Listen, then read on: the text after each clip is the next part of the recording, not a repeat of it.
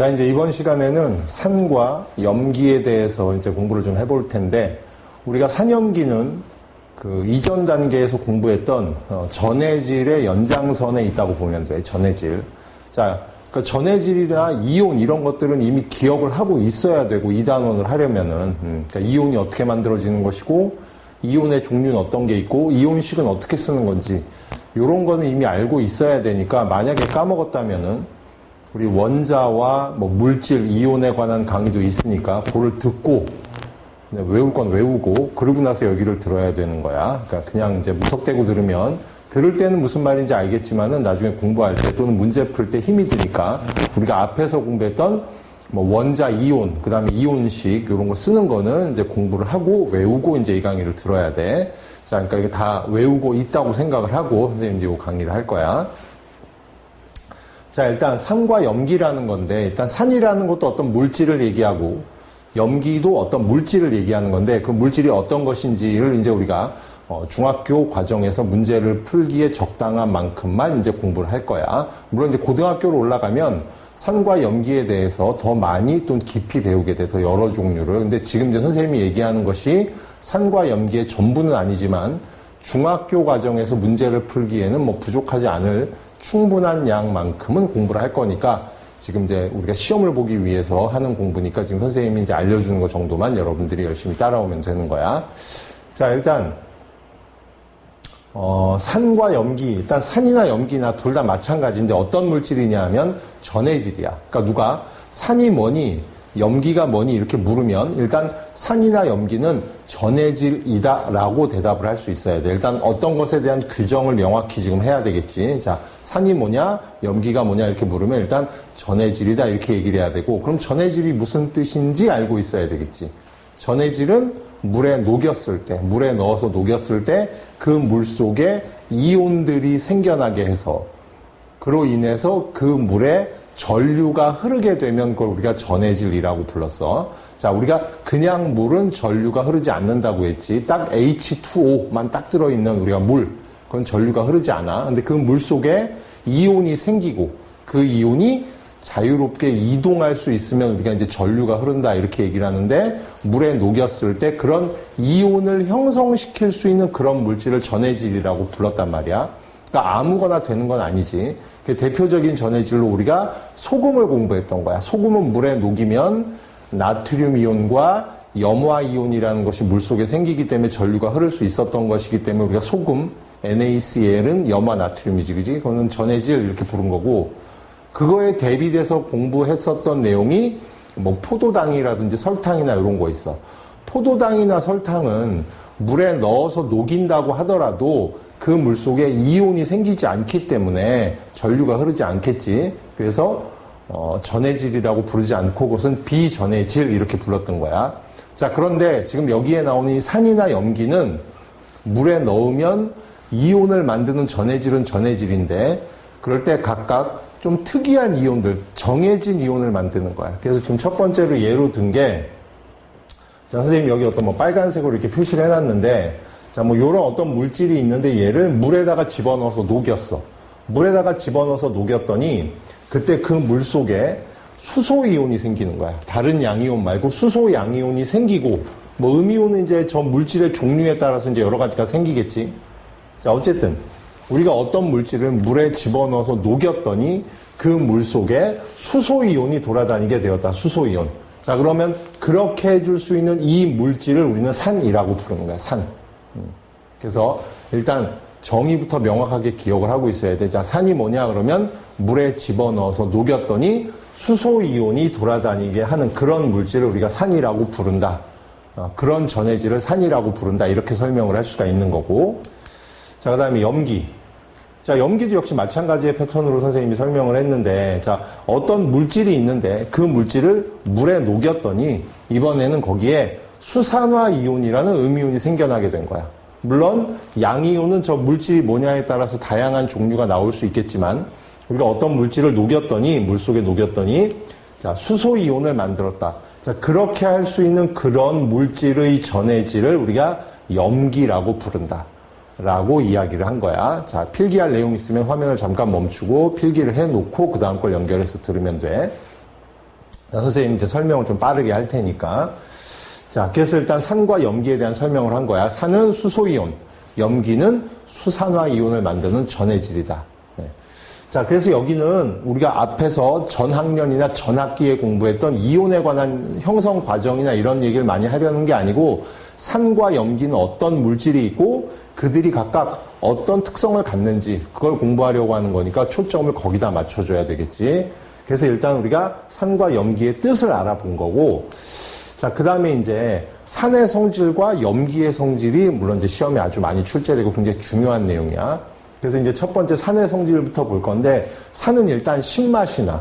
우리가 산 그러면 교과서나 문제집에 많이 나오는 산들이 염산이나 황산이나 질산 이런 것들이 나오는데, 그런 산들을 먹어보면 물론 안 되겠지. 먹으면 큰일 납니다. 근데 먹으면 안 되는데 우리가 먹을 수 있는 산들이 있어. 예를 들면 과일 속에 들어있는 산, 과일에도 산성 물질이 들어있어.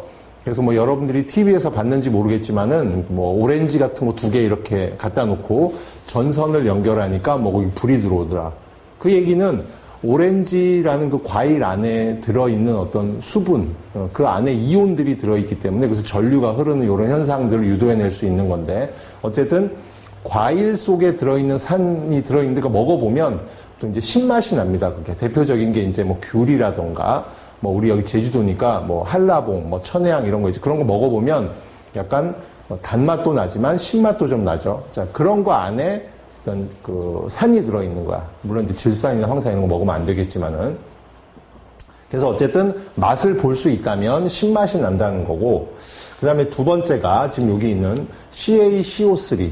자, 여기 읽을 때는 탄산칼슘이라고 읽어야 되겠지. 탄산칼슘. 근데 탄산칼슘과 반응을 해서 이산화탄소 기체를 발생시키는 특징이 있어. 산들이. 그러니까 산성 수용액이 있을 때 예를 들면 염산이나 황산이나 이런 게 있는데 거기다가 탄산칼슘을 집어넣게 되면 거기서 이산화탄소 기체가 올라와. 그래서 이때 요 발생하는 이산화탄소 기체 같은 경우를 확인하는 그런 시험 문제도 나올 수 있겠지. 근데 이산화탄소를 확인하는 거는 석회수를 통과시키면 되겠지. 그치? 우리가 초등학교 때도 날숨, 이렇게 숨을 이렇게 훅 불어 넣으면 석회수에다가 석회수가 뿌옇게 흐려진다 그러는데, 그게 뿌옇게 흐려지는 이유가 바로 우리가 내쉬는 숨에 이산화탄소가 들어있기 때문이지. 그래서 일단 이산화탄소가 발생한다는 거, 탄산칼슘과 반응하면 이산화탄소가 발생한다는 걸 외워야 되고, 이 이산화탄소를 확인하는 방법이 석회수를 통과시켜서 뿌옇게 흐려지게 만든다. 자, 이런 거는 화면 딱 멈춰놓고 메모해주면 좋겠지.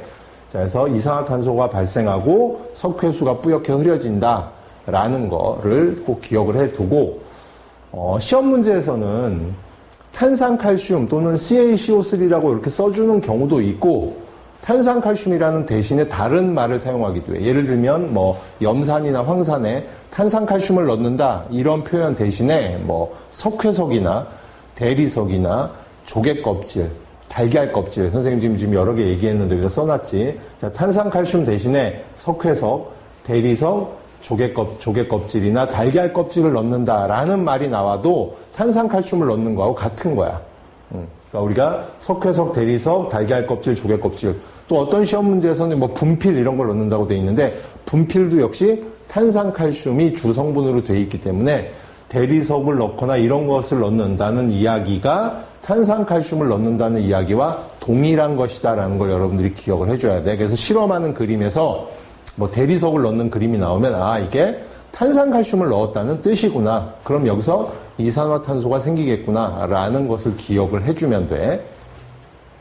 자, 그 다음에 여기 세 번째 보면 또 산의 성질이 뭐가 있냐면, 또 산에다가 금속을 집어넣으면, 그러니까 염산이나 황산 같은 데다가 철이나 마그네슘 같은 이런 금속을 넣는 실험이 나오는데, 금속을 집어넣으면 거기서 수소 기체가 발생하게 돼. 그래서 여러분들이 두 번째 기체 발생하는 거에 대해서 외워야 되는 게 지금 두 가지가 나온 거지. 아까 전에 이산화탄소가 발생하는 과정하고 그다음에 여기 수소가 발생하는 과정. 이 수소가 발생하는 과정은 이제 다른 단원에서도 공부를 하게 되는데, 수소가 발생을 해. 그러니까 이제 산성 수용액 안에는 수소 기체가 들어있겠지. 산을 녹인 거니까. 근데 그 수소 기체가 들어있는 게 아니고 수소 이온이 들어있겠지. 그 수소 이온이 요 금속으로부터 전자를 공급받게 돼. 전자를 공급받아서 그 수소 이온이 수소 기체가 되는 거야.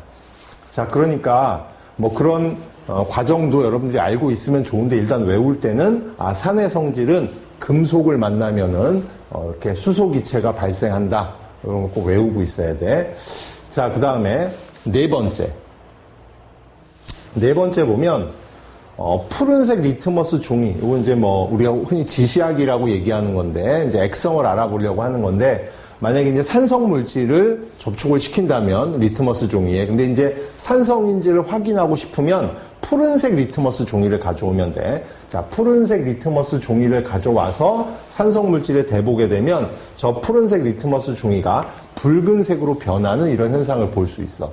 그래서 지금 여기에 제시된 요 네 가지 정도는 여러분들이 산의 성질로서 꼭 외워줘야 돼. 그럼 이제 산의 성질이 나왔으니까 당연히 염기의 성질도 우리가 좀 같이 봐야 되는데, 자, 염기는 일단 여러분들이 외우기 전에 우리가 주변에서 만날 수 있는 염기성 물질이 우리가 매일 만나는 염기성 물질이 있는데 그게 비누야. 그러니까 비누 같은 게 이제 염기성 물질로 되어 있는 거야. 그렇다고 해서 이제 아까 산 같은 경우는 뭐 염산이나 황산이나 질산은 위험한 거라고 했잖아. 근데 뭐 염기라고 해서 위험하지 않느냐, 그런 건 아니야. 염기도 강한 염기성 물질들은 위험한 거야. 근데 이제 우리가 주변에서 만나서 매일 사용하는 물질 중에는 이제 이렇게 약한 염기성의 성질을 이용해서 우리가 이용하는 게 있는데 그게 이제 비누라는 거야. 자, 선생님 지금 이제 비누를 왜 얘기를 한 거냐면, 염기의 성질을 외울 때 비누라는 걸 연상하고 있으면은 외우기가 좀 편해져. 물론 이제 비누를 누가 이렇게 막 먹지는 않겠지만은 이제 뭐 세수를 하거나 이럴 때 이제 입에 좀 들어가거나 이러면 좀 쓴맛이 나지, 그지? 그런 걸 좀 연상할 수 있고. 그래서 염기는 일단 맛을 보면 좀 쓴맛이 난다는 걸 기억을 해야 되고, 그 다음에 두 번째가 염기는 단백질을 녹이는 성질이 있어. 단백질을 녹이는 성질. 그래서 여러분들이 경험을 해봤는지 모르겠는데, 머리를 감을 때, 모발을 이제 감을 때, 비누를 갖고 머리를 감아보면 머리가 상당히 뻣뻣해지는 거를 이제 알 수가 있는데, 그건 이제 우리가 머리카락이나 이런 모발이 부드러운 이유는 모발의 겉을 단백질이 둘러싸고 있기 때문에 이게 부드러운 건데, 그걸 이제 비누로 이렇게 세척을 하게 되면 그 모발을 감싸고 있던 단백질이 녹아버리기 때문에 이렇게 부드러운 것이 이제 사라지고 이렇게 다시 이제 이렇게 뭐 뻣뻣해지는 이런 상황이 발생하는 거야. 그래서 일단 염기는 단백질을 녹이는 성질이 있어. 자, 그 다음에 이제 세 번째가 뭐가 있냐면은 아까 우리 리트머스 종이 얘기를 했었는데 염기도 마찬가지야. 염기를 알아볼 때는 이제 붉은색 리트머스 종이를 사용하는데, 붉은색 리트머스 종이를 가져오면 이제 그 염기를 대면 이게 푸른색으로 변한다는 것도 여러분들이 좀 기억을 해줘야 되고, 그 다음에 이제 네 번째, 우리가 비누 같은 거 만져보면 미끄럽잖아, 비누가. 그러니까 촉감이 미끈거린다, 이런 것도 좀 기억을 해주면 좋겠고, 다섯 번째, 페놀프탈레인 용액이 붉은색이 된다. 요거는 꼭 좀 기억을 해줘야 돼. 여러 가지 실험에서 동원이 되는 내용이기 때문에 페놀프탈레인 용액이 붉은색이 된다는 거 기억을 해줘. 요 페놀프탈레인 용액은 뭐 염기성이나 아니면 이제 산성도 아니고 염기성도 아닌 건 이제 중성이라고 하는데, 중성인 경우에는 색깔이 무색이 안 나와. 근데 염기성에서만 요게 붉은색을 띈다는 걸 좀 기억을 해주면 돼. 그래서 이렇게 한 5가지 정도를 여러분들이 좀 외워야 돼.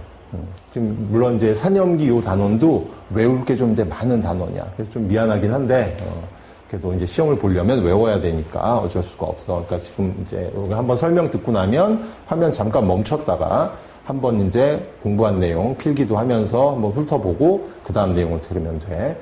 자, 선생님 이제 그 다음 거로 넘어갈게.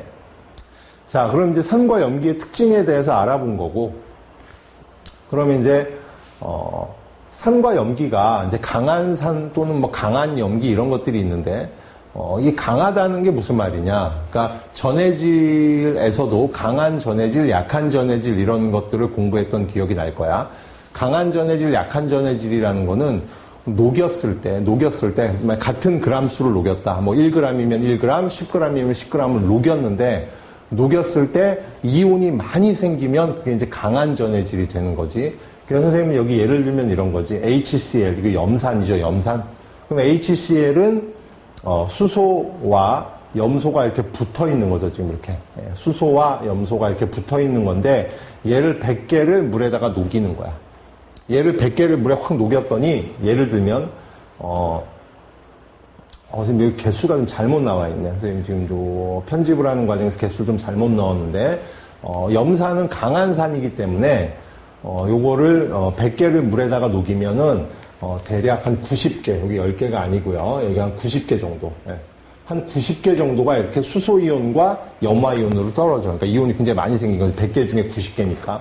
그리고, 요게 90개가 아니고 10개야, 10개. 10개. 자, 10개. 자, 한 10개 정도가 이렇게, 이온이 안 되고 그냥 붙어 있는 상태로 남아있게 되는 거야. 그럼 이렇게 되면은, 100개 중에서 그래도 뭐 90개면은 뭐 거의 대부분이 뭐 이온이 됐다고 봐야 되겠지, 그지? 그러니까 이렇게, 넣은 양의 대부분이 이렇게 이온으로 변하는, 이렇게 되는 걸 이제 강하다고 얘기하는 거야. 그럼 약한 거는 뭐냐? 약한 거는, 아까 얘기한 것처럼 뭐 한 100개를 넣었더니 한 10개밖에 안 되는 거야. 이온으로 떨어지는 게. 그리고 나머지는 뭐 90개는 그냥 여전히 붙어 있는 상태로 그냥 유지되고. 그러면 뭐 100개를 넣었는데 10개밖에 안 됐으니까 뭐 많이 됐다고 얘기하기는 좀 민망하지. 그러니까 요런 것들. 요런 거는 우리가 약한 염기 또는 약한 산이라고 얘기하는 거야. 그러니까 산과 염기는 마찬가지야. 염기도 물에 녹였는데, 한 100개를 물에 녹였는데, 진짜 한 뭐 95개가 다 막 수산화 이온과 뭐 이런 다른 양이온으로 막 다 떨어지고, 한 뭐 5개, 6개 정도만 이온이 되지 않고 남아있다. 이건 굉장히 많은 양이 이온이 된 거잖아. 그럼 이제 그걸 우리가 강염기다 이렇게 얘기를 하는 거야. 그러니까 강염기냐 약염기냐 뭐 이런 것들은 일정한 양을 녹였을 때 그 중에서 얼마나 많은 부분이, 얼마나 많은 비율이 이온이 되느냐를 가지고 이제 강하냐 약하냐를 판단을 하는 것이고, 그래서 여기 보면 강한 산과 염기, 약한 산과 염기 이렇게 이제 선생님이 써놨는데 이런 여러분들이 좀 외워줘야 되겠지, 그지? 그래서 위에 보면 강산 그래가지고 강한 산 해서 염산, 황산, 질산 이렇게 순서대로 이제 써놓은 건데. 이게 뭐 이제 강한 순서대로 쓴 건 아니고, 염산, 황산, 질산 순서인데, 염산, 황산, 질산. 근데 요 중에서, 산으로 가장 강한 산은 질산이야. 마지막에 나오는 질산이 제일 강한 산인데, 뭐, 누가 누구보다 더 강하냐? 이런 거는 이제 시험에서 묻지는 않아. 그러니까 여러분들이 그냥 이게 강하다고 기억을 해주면 되고, 강한 염기도 역시 마찬가지로, 수산화나트륨, 뭐, 수산화칼륨, 수산화칼슘 요 세 가지가 우리가 대표적인 강한 염기로 이제 우리 교재나 교과서에 제시가 되어 있는 거야. 자, 그래서 이제 이런 강한 산, 강한 염기의 종류가 이런 것이 있다고 한 거고, 약한 산에는 지금 여기 보면 산은 CH3COH, 아세트산이지. 이 아세트산에다가 이제 우리가 물을 섞으면, 이거 이제 우리가 식초라고 부르는 거고, 이게 약한 산이라고 해서 아세트산이 뭐 안전하다 이렇게 생각하면 안 돼. 강한 산에 비해서 약한 것이지, 아세트산도 우리가 그냥 원액을 먹거나 이러면은 굉장히 위험합니다. 사망할 수도 있어. 그러니까 여러분, 약한 산은 강산에 비해서 약하다는 거지, 이게 뭐 안전하다 이런 의미가 아닙니다. 그 다음에 이제 뭐 인산이나 탄산 같은 경우, 뭐 이런 것들이 이제 약한 산이고, 약한 염기는 이제 여기 뭐 암모니아라던가 수산화 마그네슘, 뭐 수산화 철, 수산화 알루미늄 이런 거, 이런 것들이 이제 보통 이제 약한 염기에 해당하는 것들입니다. 그래서 요 정도는 여러분들이 좀 구분을 해서 외워주는 게 좋아. 강한 산하고 뭐 약한 산, 강한 염기, 약한 염기 정도는 좀 구분을 해야 된다는 거야. 자, 그 다음에 이제 뭐 강한 산은 물에 잘 녹느냐, 뭐 이런 어떤 보기라든지 이런데 이게 이런 내용이 가끔 나올 때가 있는데, 강한 산은 녹였을 때 이온을 많이 만들어낸다는 의미이지 물에 그렇다고 반드시 잘 녹는다는 건 아니야. 보통 이제 강한 산, 강한 뭐 염기, 산이나 염기들이 물에 잘 녹는 건 맞아. 근데 반드시 그런 것은 아니야. 그래서 대표적으로 살짝 짚고 넘어간다면 요거 수산화칼슘. 수산화칼슘은 강한 염기야. 근데 수산화칼슘이 물에 잘 녹는 건 아니야. 물에 잘 녹진 않는데, 일단 녹으면 많은 양의 이온을 만들어내. 그래서, 요 수산화칼슘은 강한 염기인 것은 맞지만, 그런 걸 이제 우리가 이온화 도가 높다 이렇게 얘기하는데, 녹으면 이온을 많이 만들긴 하지만, 물에 잘 녹는 것은 아니다라는 거를 이제 선생님이 한 번은 꼭 짚고 싶었어요. 질문하는 아이들이 가끔 있기 때문에. 여러분들도 좀 기억을 해주면 좋겠고. 자, 그 다음에, 좀 이제 빨리빨리 진행되는 감이 있는데, 또 여러분들이 이제 이게 동영상 강의를 봤을 때 시간이 너무 길면, 볼 때, 이거 언제 다 듣지? 막 이렇게 이제 좀 거부감을 갖는 경향이 있어서, 좀 시간도 좀 줄이고, 좀 신속하게 설명을 하느라고 선생님이 말을 빨리 하는 거니까, 또 여러분들은 화면으로 보고 있는 거기 때문에, 뭐, 메모를 하거나 적어야 되거나 아니면 본인이 다시 한번 되새김질을 하면서 내용을 정리해야 될 때는 화면을 멈춰놓고 이렇게 다시 한번 보면 좋겠지. 자, 그리고 선생님은 이제 설명을 할 때는 좀 빠르게 설명을 해서 좀 스피드 있게 나갈 테니까 여러분들이 그런 거는 이제 조절을 하면서 좀 들으면 돼. 자, 그 다음에 여기 보면 이제 지시학에 대한 얘기가 있는데 지시학이라는 건 이제 확인하는 거야. 이게 산성인지 염기성인지 지시하는 건데 일단 선생님은 간단하게 산과 염기에서의 어떤 색깔 변화에 대한 거를 지금 여기다가 써놨는데, 자, 리트머스 종이는 우리가 아까 얘기한 것처럼, 산을 확인할 때는 푸른색 리트머스 종이가 붉은색으로, 그 다음에 염기를 확인할 때는 붉은색 리트머스 종이를 푸른색으로 이렇게 바꾸는, 이렇게 바뀌어 색깔이. 그래서 이제 우리가 확인을 해볼 수 있는 거고, 그 다음에 이제 BTB 용액. BTB 용액은 산성 물질을 만나면 BTB 용액의 색깔이 노란색이 되고 염기는 이제 푸른색이 돼. 중성에서는 녹색입니다. 중성에서는 녹색이고요. 선생님 여기다 적어볼까? 중성에서는 녹색입니다. 녹색. 자, 산과 염기 가운데 적어서 녹색. 자, 그 다음에 메틸 오렌지. 메틸 오렌지는 산성에서는 붉은색을 나타내고요. 그 다음에 염기에서는 노란색을 나타내. 중성에서는 메틸 오렌지가 무슨 색이냐? 주황색이에요, 주황색. 뭐 색깔이기 때문에 조금 다르게 나타내는 경우도 있는데, 어쨌든, 산성에서는 붉은색, 중성에서는 주황색, 염기에서는 노란색이 됩니다. 근데 이제 메틸 오렌지 같은 경우에 붉은색은 좀 강한 산성을 구별할 때 좀 도움이 되는 거고, 산성이 약하다, 약산성일 때는 이제 메틸 오렌지를 사용하는 게 좀 부적절할 수도 있는데, 뭐 시험에 그렇게 막 출제되고 그러는 건 아니니까, 여러분들이 색깔만 외워주면 되겠어. 자, 그 다음에 이제 메틸 오렌지, 페놀프탈레인 용액. 이 페놀프탈레인 용액은 산성에서는 아까 전에 붉은색이었지, 붉은색. 산성에서는 무색이고, 염기성에서는 붉은색을 띄어. 선생님이 요거는 다른 데서도 많이 이제 우리가 써먹어야 되기 때문에 좀 이제 굵은 글씨로 빨갛게 써놨는데, 염기에서는 페놀프탈레인 용액이 붉은색이다. 다른 것도 기억해야 되지만 이 내용도 반드시 기억을 하고 있어야 돼. 그래서 지시약의 색깔 같은 경우는 꼭 기억을 해둬. 물론 페놀프탈레인 용액은 중성에선 당연히 무색이지. 중성에선 무색이고 아까 얘기했던 것처럼 염기성에서만 페놀프탈레인 용액은 붉은색을 나타내는 거야. 그래서 지시약도 알고 있어야 되는 거야. 우리가 시험을 볼 때 이제 응용도 할 수 있고 지시약은 바로도 물어볼 수 있어. 그래서 지시약에 대한 내용을 정리를 해야 돼. 자, 그 다음에 이제 우리가 숨가쁘게 이제 산과 염기에 대한 어떤 특징들, 그 다음에 이제 지시약들 이런 걸 이제 알아봤고, 자, 여기서부터는 각각의 산과 염기의 특징들을 이제 개별적으로 좀 알아보는 거야, 개별적으로. 자, 그럴 때 이제 첫 번째 제시된 게 염산이고요. 지금 여기 있는 요 그림은 지금 잘 보이려나 모르겠는데, 염산을 만드는 과정인데, 뭐 그림을 외우라는 게 아니고 그냥, 만드는 과정이 이렇게 시험 문제 잘 출제되는 건 아닌데, 가끔 시험 문제에서 이런 그림을 주고, 그림이나 내용을 주고, 생겨나는 기체에 관한 이런 걸 물어보기도 하는데, 지금 잘 이제 여기를 좀 보면, 수산화 나트륨에다가 진한 염산을 떨어뜨리는 거야. 염화 나트륨에다가, 진한 황산을 이렇게 떨어뜨리면, 여기서 이제 기체가 발생해.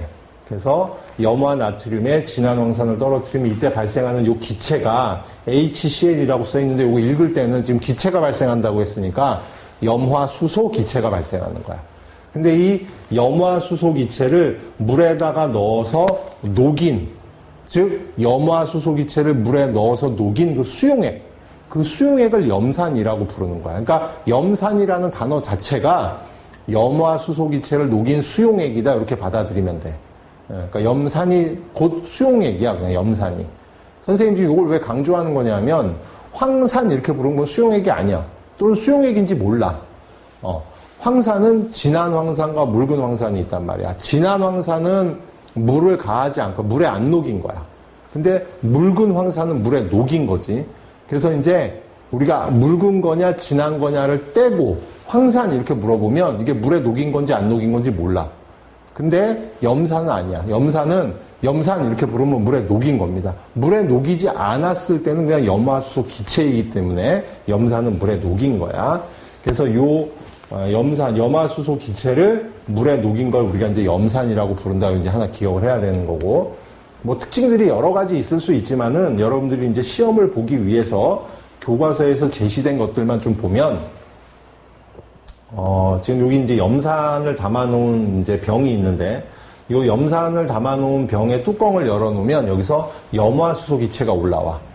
여기서 이제 염화수소 기체가 올라오는데, 요 염화수소 기체가 올라올 때, 요 염화수소 기체가 올라온 요 입구에 진한 암모니아 수를 묻힌 솜이라고 돼 있는데, 암모니아 수는 암모니아 기체를 물에 녹인 거거든? 암모니아 기체를 물에 녹인 걸 암모니아 수라고 하는데, 이 암모니아 수도 역시 마찬가지로 놔두면 그 암모니아 수에서 또는 그 묻힌 솜, 거기 이제 암모니아 수가 묻어 있을 테니까 거기서 암모니아 기체가 다시 나와. 암모니아 기체를 물에다가 이제 확 많이 녹였다가 뭐 뚜껑을 열어두거나 암모니아 수를 묻힌 솜을 이렇게 놓으면 그 암모니아 수를 묻힌 솜에서 암모니아 기체가 나오면서 냄새가 나겠지. 암모니아 기체 특유의 냄새. 어쨌든 이 실험이 지금 염산이 담아놓은 병의 뚜껑을 열어둔 상태에서 그러면 이제 염화수소 기체가 나오는 거고, 암모니아 수를 묻힌 솜을 가져다 댔다는 건 암모니아 기체를 반응시켰다는 거야. 그래서 이 실험은 지금 염산 병을 열었으니까 여기 염화수소 기체가 나왔고, 지금 선생님이 여기다 G라고 쓴 거는 기체라는 뜻이야. G, 기체, 가스, 암모니아 기체하고, NH3가 암모니아 기체지, 암모니아 기체하고 염화수소 기체가 좀 여기서 만난 거야.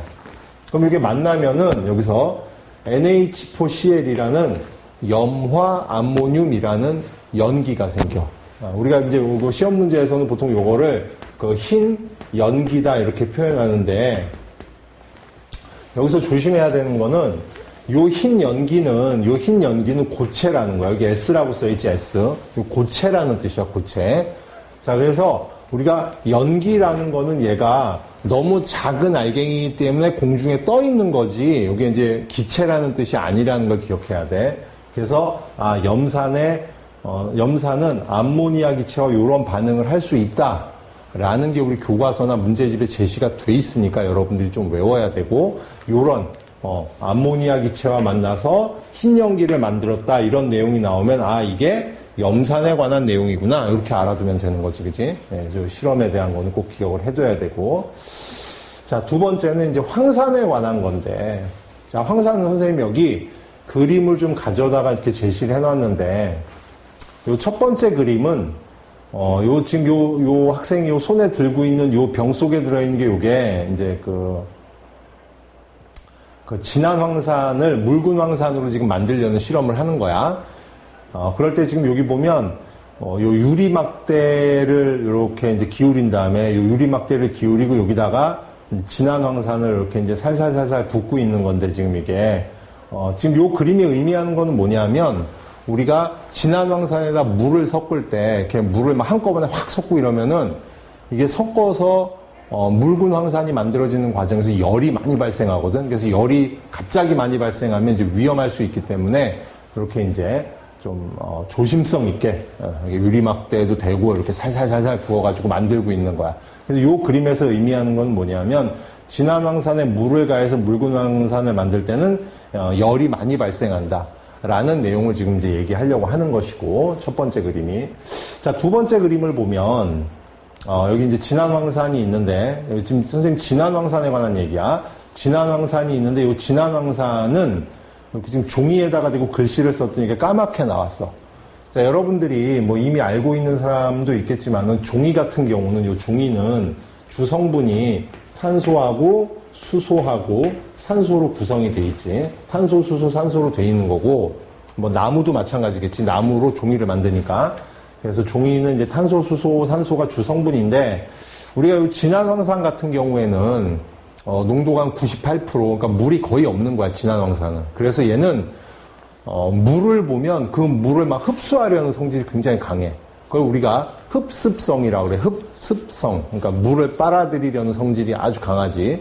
그래서 이런 종이 위에다가 이런 진한 황산으로 글씨를 쓰면은 이 진한 황산이 종이 속에 있는 요 탄소와 산소, 수소하고 산소를 물의 형태로 H2O, 물의 형태로 흡수해드려. 그래서 요 산소하고 수소를 빼낸단 말이야, 진한 황산이. 그러면 산소하고 수소를 빼내면은 누구만 남겠어? 탄소만 남겠지. 그래서 탄소는 우리가 알다시피 검은색이지, 시커먼 숯. 예. 그래서 요 황산이 지나간 자리가 시커멓게 보이는 거야. 그래서 요 그림이 우리에게 이제 제시하려고 하는 것은 진한 황산은 물기를 흡수하는 탈수 작용이 있다라는 거야. 가끔 문제집에 보면 하얀색 설탕에다가도 이 황산을 뿌리는 장면이 나오는데 설탕도 역시 탄소, 수소, 산소로 되어 있는 거야. 종이랑 똑같이 기본 구성하는 원소들이. 근데 거기다가도 역시 마찬가지로 진한 황산을 부으면은 그 진한 황산이 수소하고 산소를 빨아들여서 그 종이가 까맣게 된 것처럼 설탕도 검은색으로 변해. 그걸 흑설탕이라고 이렇게 부르면 안 되겠지, 그지? 그러니까 검게 변한 거야. 그것도 역시 진한 황산의 탈수작용에 관한 이야기고. 자, 그 다음에 이제 우리가 옆에 보면 이런 이제 그림이 있는데, 이런 그림이나, 이런 게 이제 제시되어 있는데, 이게 이름이 이제 데시케이터라는 건데, 이게 이제 우리가 어떤 물질을 건조시키는 실험을 할 때 쓰는 기구야. 그래서 이런 기구가 나왔을 때도 이게 건조기라는 걸 기억을 하고, 이것도 역시 탈수작용에 이용되는 것이다. 라는 거를 기억을 해둬야 돼. 우리가 산과 염기의 각각의 산들의 특징을 다 공부할 수가 없기 때문에 너무 많아서 교과서에 제시된 내용들만 이제 우리가 간단하게 공부를 하는 거야. 자, 그 다음에 이제 세 번째 질산. 질산은 우리가 앞에서 다룬 염산이나 황산보다는 좀 할 얘기가 있는데, 일단 질산은 우리가 앞에서 산의 기본적인 특징 중에 뭐가 있었냐면, 금속을 만나면, 산이 금속과 만나면은 수소기체를 발생시킨다는 특징이 있었어, 수소기체. 자, 그럼 우리가 수소기체를 얻고 싶으면, 그러면 산에다가 금속을 집어넣으면, 산과 금속을 만나게 하면 그것은 수소기체가 나올 테니까 내가 수소기체가 필요하다고 하면 그렇게 해서 수소기체를 얻을 수 있겠지. 근데 질산은 안 된다는 얘기를 하는 거야, 지금. 왜냐하면 여기 지금 식이 있는데, 질산은 어떤 금속을 질산과 반응을 시키면은, 그리고 또 모든 금속이 다 산하고 반응하는 건 아니야. 보통 이제 우리가 금이나 뭐 이런 거, 금 비싼 거. 그 금은 염산이나 황산 이런 거하고는 반응을 안 해. 그러니까 그런 거 넣어봤자 수소기체나 이런 게 발생하지 않아. 물론 이제 질산하고는 반응을 하는 경우들도 있어. 자, 그런 거는 이제 그냥 지금 선생님께 흘러가듯이 이야기하는 거니까 한번 들어두면 되고, 지금 여기서 하고 싶은 얘기는 질산은 금속을 집어넣으면 수소기체도 발생을 하지만은, 여기 보면 지금 이산화질소나 뭐 일산화질소 같은 이런 건 이제 질소산화물이라고 하는데, 이런 다른 기체들이 같이 나와. 그러니까 수소기체만 나오는 게 아니고. 그러니까 내가 예를 들어서 수소기체만 얻어내고 싶다고 한다면 질산을 사용하면 다른 기체들이 같이 올라오기 때문에 순수한 수소기체를 얻는 거에 문제가 좀 있겠지. 그래서 순수한 수소기체를 얻기가 좀 어렵다는 거, 이런 특징이 있고, 그 다음에 이제 두 번째는 뭐냐면 이 질산이 빛을 받으면 이제 분해되는 성질이 있어. 그래서 뭐 화학식이나 이런 것까지 외울 필요는 없고, 질산은 빛을 받으면 안 돼. 그래서 우리가 빛을 차단하기 위해서 선글라스를 끼고 이러는 것처럼 갈색병에, 질산은 갈색병에 좀 보관을 해줘야 된다는 거. 이렇게 두 가지 정도 꼭 좀 기억을 해둬야 돼. 그래서 우리가 지금 산에 관한 특징들을 몇 가지를 정리한 거야. 지금 뭐 염산, 황산, 질산 이렇게 이제 세 가지를 정리를 한 거고, 자, 이번에는 이제 수산화나트륨, 염기지, 염기. 수산화나트륨은 또 어떤 특징이 있는지 좀 알아볼 건데, 일단 수산화나트륨은 비누의 원료야. 아까 전에 선생님이 얘기했지? 염기성 물질은 비누의 원료가 된다고. 그래서 이제 비누의 원료가 되고, 그 다음에 우리가 비누를 생각해 보면 되는데, 우리가 목욕탕 같은데, 아니면 이제 사우나나 뭐 이제 찜질방 이런 데 가면 그 탕 안에 목욕을 하는 안쪽에 보면 이제 비누들이 놓여 있는데, 보면 이제 비누들이 되게 물러. 만져보면 이렇게 막 녹아 있거든. 그게 왜 그러냐면 염기성 물질들은 공기 중에 수증기를 흡수하는 성질이 있어. 공기 중에 수증기를 흡수해서 스스로 녹아버리는 성질이 있는데, 그걸 이제 우리가 조해성이다 이렇게 불러. 그래서 염기성 물질, 지금 수산화나트륨의 특징에서 수산화나트륨만 갖는 특징은 아니야. 근데 염기성 물질의 대표가 수산화나트륨이고 걔의 성질을 공부를 하기 위한 거니까. 그래서 공기 중에 수증기를 흡수해서 녹아내리는 조회성이 있다. 이거 기억해둬야 되고, 두 번째가 공기 중에 있는 이산화탄소도 흡수해. 공기 중에 있는 이산화탄소도 흡수를 해갖고 이걸 가지고 탄산나트륨도 만든다. 그래서 우리가 비누 같은 것도 그냥 이제 공기 중에 오래 놔두면 비누 위에 하얗게 무슨 가루 같은 게 생기는 거를 볼 수가 있어요. 여러분들이 본 적이 물론 이제 없겠지만, 혹시 집에 가서 이렇게 베란다나 아니면 어디 이제 창고 같은데 이렇게 오래 방치되어 있는 비누 같은 게 혹시 있다면 한번 보면 위에 무슨 하얀색 알갱이 같은 게 이렇게 이제 좀 끼어 있는 경우들이 있는데, 그게 이제 탄산나트륨이 만들어진 거야. 그래서 일단 수산화나트륨은 수증기, 그 다음에 이산화탄소를 흡수할 수 있다. 그리고 조회성이라는 단어는 수증기를 흡수해서 하는 것의 성질이고, 탄산나트륨은 이산화탄소를 흡수하는 것이다. 탄산이니까 이산화탄소를 흡수하는 것이다. 이렇게 좀 외워주면 돼. 자, 그 다음에 이제 수산화칼슘. 수산화칼슘. 자, 수산화칼슘도 좀 할 얘기가 많은데, 우리가 이제 수산화칼슘을 물에 녹인 수용액을 우리가 이제 석회수라고 불러. 그래서 일단 수산화칼슘 수용액을 석회수라고 부른다. 자, 석회수라는 이름은 여러분들이 친근하게 기억을 할 거야. 초등학교 때도 나오고, 뭐 중학교 저학년 때도 나오는 거기 때문에. 그래서 일단 석회수라고 부르는 것이고, 그래서 우리가 석회수가 나오면 또 이산화탄소가 또 안 나올 수가 없어. 석회수에 이산화탄소를 넣으면은 뿌옇게 흐려지더라. 꼭 기억을 해야 돼. 자, 그래서 뿌옇게 흐려지는데 요거에 대해서 좀 할 얘기가 있어.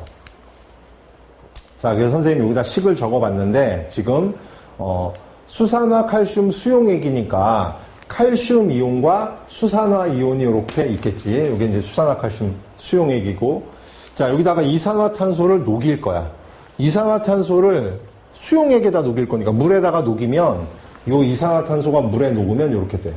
수소 이온하고 탄산 이온이 이렇게 생겨. 선생님, 그럼 지금 여기 이산화탄소를 물에 녹였더니 수소 이온이 생겼네요. 그럼 이산화탄소가 산성인가요? 네, 맞습니다. 이산화탄소는 산성이야. 그래서 우리가 보통 요 비금속 옆에 산소가 붙어 있죠. 탄소는 비금속이지, 비금속 옆에 이렇게 산소가 붙어 있는 요거를 우리가 비금속 산화물, 산화됐다는 건 산소가 붙은 거를 산화됐다고 말하니까 비금속 산화물인데, 요런 비금속 산화물은 산성이야. 선생님, 그러면 비금속 산화물이 산성이면 금속 산화물은 염기성인가요? 이렇게 물어보는 똑똑한 학생이 있어. 물론 여러분들도 궁금했을 거야.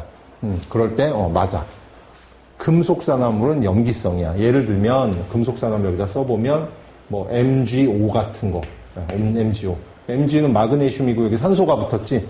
그럼 이걸 우리가, 금속 산화물이라고 부르는데, 이 금속 산화물은 염기성이야. 염기성. 그래서 이런 것들 좀 기억을 해두면 돼. 그러니까 이럴 때 또 정지화면 딱 시켜놓고 옆에다 메모 딱 해두고 그러면 좋겠지. 자, 그래서 금속인데 산소가 붙어있는 금속 산화물은 염기성이고, 지금 여기에 있는 비금속 산화물은 산성이라는 거 좀 기억을 하면서, 자, 어쨌든 얘를 이산화탄소를 물에 녹이면 수소이온과 탄산이온이 생겨. 자, 그럼 여러분들이 우리가 2학년 때나 전 학기에 공부를 열심히 했다면은, 자, 요걸 보면 무슨 생각이 들어야 되냐 하면, 선생님, 여기 있는 요 탄산이온하고요, 여기 있는 요 칼슘 이온이, 요 두 개의 이온이 서로 만나면은 앙금이 되지 않나요? 예, 앙금이 돼. 그 앙금이 되는 걸 여기 써놨지. 지금 탄산칼슘이라고 하고, 선생님 여기다가 S라고도 써놓고 화살표를 밑으로도 쳐놨어요. 화살표 밑으로. 이게 가라앉는다는 거지, 고체가 돼서. 그래서 일단 여기서 앙금 생성 반응이 생겨. 그래서 우리가 석회수에 이산화탄소를 넣으면 뿌옇게 흐려진다는 게 뭐냐면, 바로 요 탄산칼슘이라는 알갱이가 생겨서 그래. 고체 알갱이가. 요 고체 알갱이가 안에서 확 생기니까 전체적으로 뿌옇게 보이는 거야. 그래서 앙금 생성 반응이 일어난다는 걸 기억을 해야 되고, 두 번째.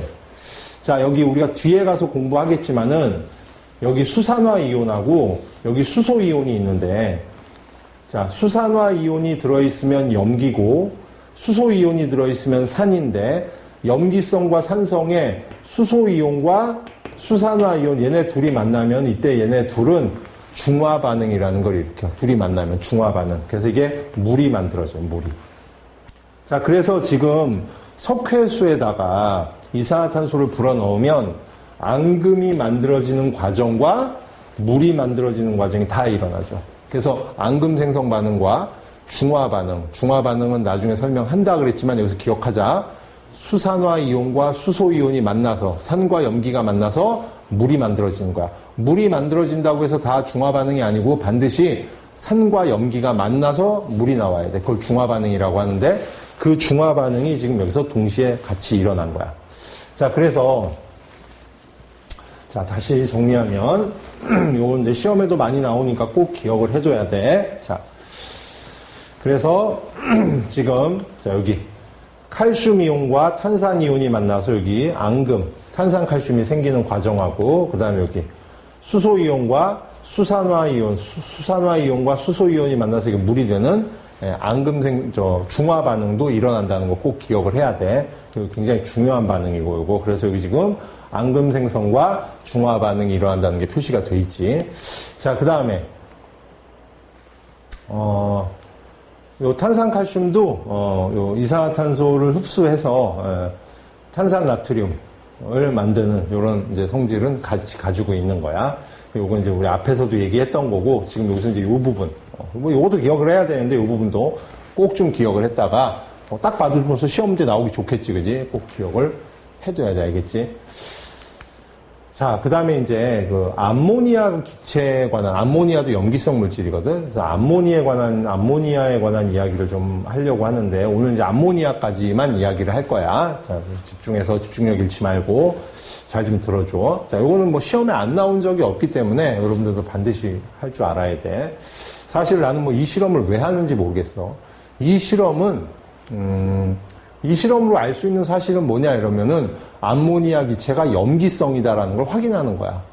그럼 아까 전에 여러 가지 지시약들이 있었잖아. 그걸 갖고 간단하게 실험도 해볼 수 있는데 요거는 이제 조금 일부러 좀 복잡하게 실험을 한 건데 봐. 이게 지금 어떤 실험이냐면 여기 이제 둥글게 생긴 플라스크에 암모니아 기체를 가득 채워놓은 거야. 그러니까 여기에 지금 암모니아 기체가 이제 여기 들어있어. 암모니아 기체가 들어있고 여기다가 스포이드를 이제 거꾸로 꽂아가지고, 지금 요 스포이드 아래 보면 여기 고무로 된, 그 스포이드 이렇게 누르면 찍찍 누르는 부분이지, 여기가 이제 여기 있는 거고, 요 스포이드가 윗부분으로 이렇게 좀 향해 갖고 있는 거야, 스포이드가. 그리고 이제 요 아랫부분과 둥근 플라스크는 이제 여기 관으로 연결되어 있는 거야, 이게. 이렇게 이제 여기 보면 이제 페놀프탈레인 용액이 들어있는 요 컵하고, 요 암모니아가 들어있는 요 플라스크 요 사이가 이렇게 유리관 같은 걸로 연결이 지금 돼 있는 거야. 유리관으로. 자, 그럼 이럴 때, 여기는 이제 암모니아 기체가 꽉 차 있고, 여기는 이제 페놀프탈레인 용액이 들어있는 물이 이렇게 있는 거지. 자, 이럴 때, 요 스포이드의 고무, 요 손잡이에도 물이 들어있어요. 여기도 물이. 자, 그러면 요 스포이드를 이렇게 손으로 착 눌러. 이렇게 딱 누르면은 요 안에 들어있던 물이 찍 하고 올라가면서 요 안에 들어있는 암모니아 기체를 이 물이 녹이게 돼. 암모니아 기체나 우리가 앞에서 공부했던 염화수소 기체는 물에 매우 잘 녹는 기체야. 매우 잘 녹는. 그래서 자, 다시 정리하면 자, 순서대로 좀 기억을 해줘. 자, 첫 번째가 물이 든 스포이드를 눌러. 여기 눌러 이거. 칙 누르면 여기서 물이 찍 올라가. 그러면 요 안에 들어있는 암모니아 기체를 녹일 거야. 자, 그러면은 암모니아 기체 쪽으로 요 스포이드를 눌러서 물을 뿌리면 자, 어떤 현상이 나타나느냐? 플라스크 속에 있는 암모니아 기체가 녹아, 저기.